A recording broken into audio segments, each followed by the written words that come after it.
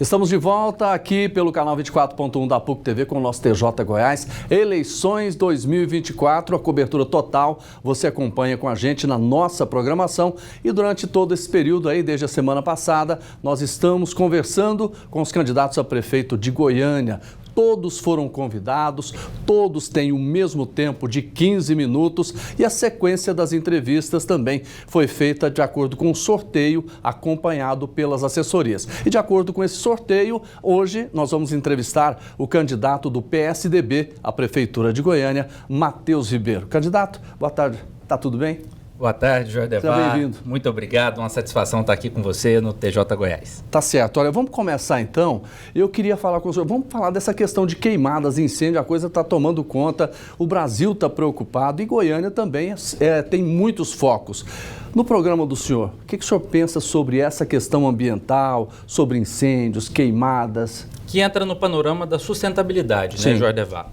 Hoje a gente tem, infelizmente, uma gestão que diz ser reconhecida pela ONU, porque Goiânia é uma capital verde. Mas a gente não pode ser uma capital verde só porque tem árvore. A gente precisa pensar em políticas públicas que permitam haver, de fato, uma sustentabilidade e que isso chegue como cidadania. Vamos observar, por exemplo, a questão da coleta de lixo, que é um problema. Mas mais que isso, hoje tudo isso é depositado no aterro sanitário de Goiânia, que não tem mais condições de absorver a coleta do lixo da nossa capital e não faz um tratamento. Vamos observar a questão das queimadas que você trouxe como um problema recente que nos preocupa, dado o tempo seco e as mudanças climáticas que afetam não apenas o nosso estado, mas o mundo como um todo. Mas aqui em Goiânia a gente carece de políticas públicas que olhem para isso com a devida atenção. A gente precisa assegurar que os nossos parques, que as nossas praças, que as nossas ruas estejam devidamente arborizadas e não fazer esse tratoraço que a gente viu na última gestão, cortando árvores históricas da nossa cidade em avenidas como a Goiás, por exemplo, sem um mínimo de debate público. Construir uma política municipal de sustentabilidade, Jordevar, passa por todos esses pontos, por transformar a Goiânia na primeira capital lixo zero do país, com um planejamento de longo prazo para coleta e tratamento dos nossos resíduos, assegurar que os nossos parques tenham núcleos de sustentabilidade para permitir a reprodução de mudas, que isso chegue até as pessoas, a criação de hortas comunitárias, a criação de piscinas de contenção para os alagamentos. Hoje nós temos aí quase 100 pontos de alagamento já identificados pela Defesa Civil na nossa cidade e que a Prefeitura simplesmente coloca uma placa: área sujeita a alagamento, evite transitar. É tipo assim, se morrer, não morra. Tinha que fazer, né? O quê? Primeiro, seguir o plano de drenagem que está sendo elaborado pela UFG. Esse plano de drenagem está sendo comandado pelo professor Kleber Formiga. É um plano que prevê as políticas públicas necessárias para a gente resolver esse problema que mata. Nós já tivemos pessoas morrendo sendo levadas pela enxurrada. Em Aparecida, não faz muito tempo, a gente viu uma menina de 6 anos. Ou seja, é um problema que a política atrasada que nós temos hoje, que é essa política que governa para os políticos e não para as pessoas, não consegue observar com a devida atenção e com seriedade para entender que esses problemas são resolvidos por técnicos, Jordevar. Daí eu ressalto a importância da UFG, a professora Bartira, que é minha vice, foi a primeira mulher a ser diretora da Faculdade de Direito da UFG, e eu quero convidar não apenas a Federal, mas todas as instituições acadêmicas e principalmente a PUC Goiás, para colaborarem com a gestão municipal por meio de parcerias que levem esse conhecimento da academia para a gestão municipal. Eu só falando da Avenida Goiás, eu quero falar de um problema e às vezes dá uma solução ao mesmo tempo, que é o comércio ali naquela região da 44, eu incluo também o comércio ambulante, né? O que o senhor pensa disso? A gente precisa identificar que hoje ali é uma faixa de Gaza, né? Porque você tem o interesse dos donos dos centros comerciais, dos lojistas, dos ambulantes, dos feirantes da Feira Hippie, dos feirantes da Feira da Madrugada, de quem está no shopping que fica na estação rodoviária. Você tem a Praça do Trabalhador, a antiga estação rodoviária que está subaproveitada, com unidade de atende fácil, mas que as pessoas nem sabem nem como chegar, porque não tem sinalização, não tem placa. Então, naquela região da cidade, Jordevar, a gente precisa estabelecer uma mesa de negociação para que a gente permita ao cidadão aproveitar a potência econômica que aquilo representa, na geração de empregos, no desenvolvimento da nossa economia e como uma referência do comércio, da área de serviços e do lazer da nossa cidade. Quando a gente vê São Paulo com a região do Brás, por exemplo, tem um investimento da prefeitura, inclusive em marketing, inclusive em divulgação. Você chega na 44, não tem uma placa de bem-vindo, não tem nem orientação para o motorista. As pessoas não são convidadas a estarem lá porque as ruas estão bagunçadas, sujas, tomadas pelos ambulantes. Nós precisamos resolver a questão dos ambulantes, assegurando a dignidade de quem trabalha, Jordevar. Tá. Nós não podemos desconsiderar que as pessoas precisam buscar formas de renda. Agora, isso tem que ser organizado com a mesa de negociação coletiva. Eu, enquanto prefeito, vou atuar como um negociador, como alguém que vai trabalhar para resolver os problemas que chegam hoje a questões como essa. Já na segunda vez o senhor falou em lixo, então a gente tem que tratar da Comurg. A Comurg, através do governo municipal, fez um contrato com o consórcio Limpa-Gin. Está resolvendo? Olha, Jordevar, primeiro é um contrato que está sendo questionado na Justiça. É um contrato que está sendo questionado no Superior Tribunal de Justiça, no Tribunal de Contas dos Municípios, e isso é uma questão muito séria. Eu conversava há pouco com a Mariângela, que é a nossa colega aqui maquiadora, e ela falou que viu ali no centro o caminhão da varrição passar e ficar a mesma coisa. Passou só de um lado da rua, não limpou direito. É uma coisa que nos chama a atenção porque foi feito de uma forma apressada, corrida. Parecia que havia uma pressa em aprovar aquilo logo e colocar esse contrato nas ruas. Enquanto prefeito, a gente vai acompanhar, enquanto parte interessada, esses questionamentos judiciais, e eu defendo que a gente recupere a Comurg, ô Jordevar. Essa história de acabar com a Comurg no apagar das luzes me parece coisa de quem quer esconder a sujeira embaixo do tapete. Coisa de quem não quer que a gente investigue realmente o que aconteceu na Comurg. Primeiro passo é a gente passar um pente fino verdadeiro por meio de uma auditoria. A Comissão Especial de Inquérito na Câmara Municipal não trouxe as respostas que a cidade precisava a respeito da Comurg. A respeito dos altos salários, a respeito dos comissionados, a respeito de eventuais fantasmas, a respeito do mau uso do dinheiro público. O senhor acha que tem coisa errada lá? Jordevar, a impressão que eu e toda a cidade temos é que há. Porque as suspeitas são muitas, já há operação policial, então os fatos nos mostram essas suspeitas. E eu, enquanto jornalista, eu tenho um compromisso com os fatos. Os fatos estão aí. Investigações, operações policiais, dinheiro achado na casa de presidente da empresa. E a Comurg tem que ser vista, Jordevar, não como um problema, não. Quem quer colocar a Comurg como problema é quem quer apagar o passado ali para que nada seja investigado. Eu defendo uma recuperação valorizando primeiro o servidor público por considerar que a cidade precisa de urbanização. Nos áureos tempos aí do ex-prefeito Iris Rezende, fazia-se uma praça por semana. E a Comurg tem capacidade de voltar a fazer isso. Goiânia precisa de urbanização em muitos bairros, em muitos lugares. Candidato, eu queria saber do senhor o seguinte: todos os candidatos que passaram por aqui, quando falavam, por exemplo, na falta de vaga de CMEI, sempre colocavam: não, nós vamos contratar vagas na rede privada que existe por aí, é possível fazer isso. Só que até hoje ninguém fez. E a gente percebe que entra ano, sai ano e o problema continua.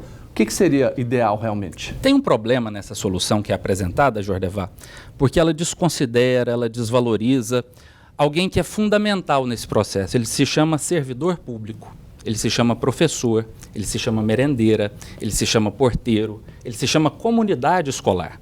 Quando a gente acha que é simplesmente arrumar uma vaga e jogar o menino, isso é coisa de gente preguiçosa que quer resolver o problema empurrando com a barriga. Não é por aí. Nós precisamos valorizar o serviço público. Eu sou filho de professora. Então, isso faz parte da minha história e do que eu acredito. Porque eu mudei a minha própria história a partir da educação. Garantir criança na escola é garantir o futuro. Quais são as soluções que a gente apresenta quando esse é o problema, quando a gente fala de déficit de vagas? Primeiro, um programa chamado, Jordevar, Creche do Trabalhador.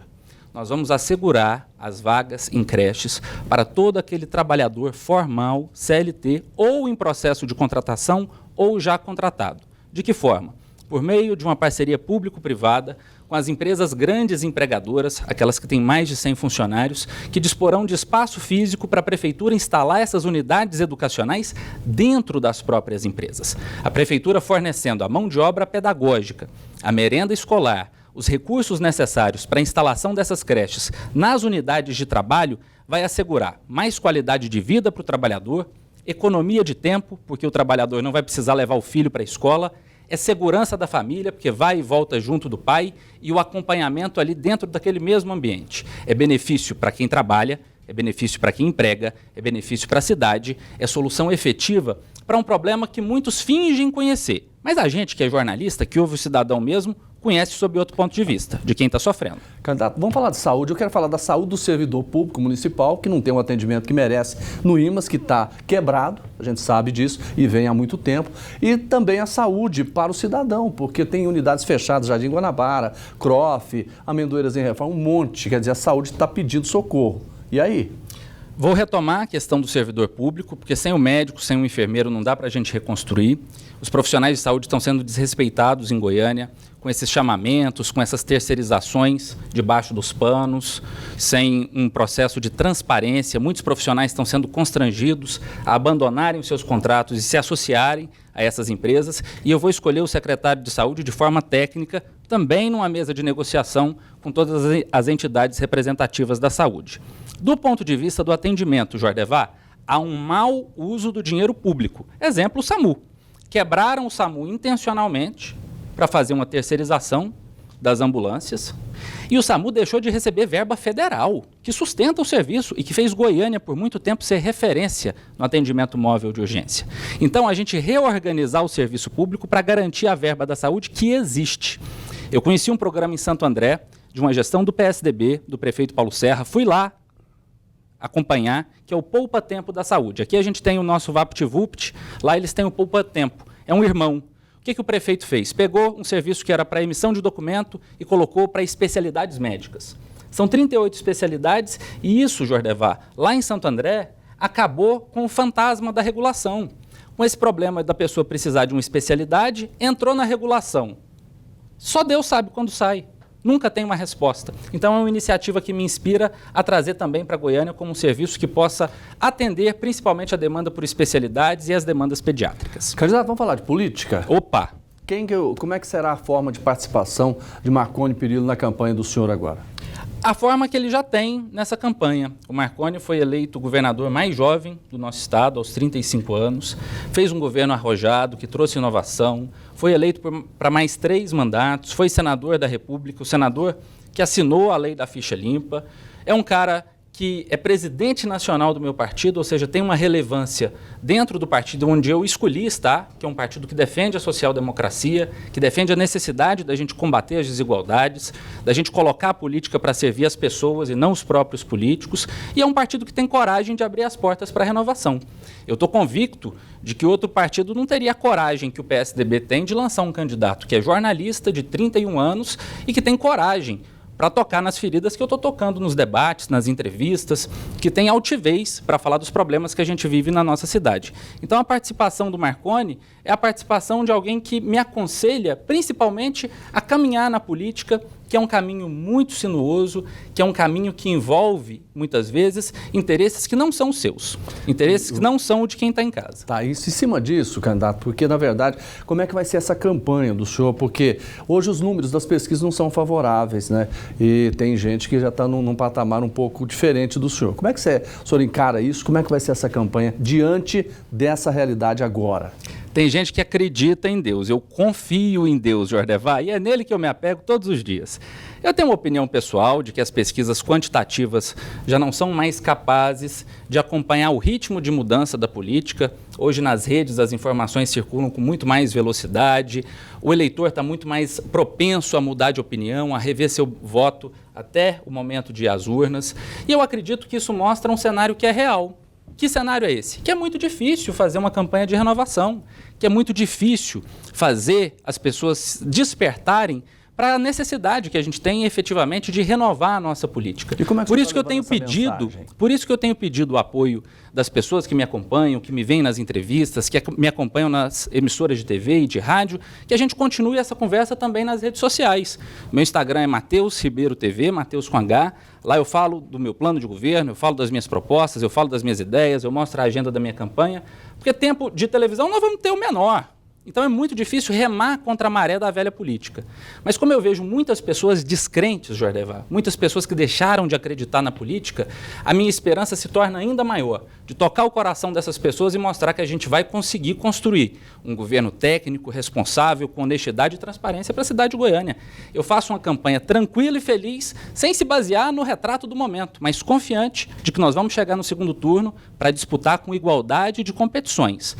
Eu quero estar no segundo turno com algum representante dessa política atrasada que domina Goiânia há tantos anos, para a gente comparar os projetos, para a gente comparar competência e capacidade de trabalhar por Goiânia. Então, vou deixar esse tempo para o senhor conversar exatamente com esse eleitor. Primeiro, agradecer a você, Joardevar, a PUC TV Goiás, onde eu tive o meu primeiro emprego como repórter lá em 2013. Aqui foi uma escola que me permitiu conhecer a comunidade acadêmica, que me permitiu aprender muito dessa profissão que me orgulha, que me deixa muito feliz, que faz falta no meu dia a dia, porque me possibilitou ser o homem que eu sou hoje. Um homem que acredita nos seus ideais, que defende um propósito para Goiânia e que quer resgatar um trabalho sério que nos dê orgulho dessa cidade que a gente tanto ama, que a gente gosta de viver e que merece ser melhor.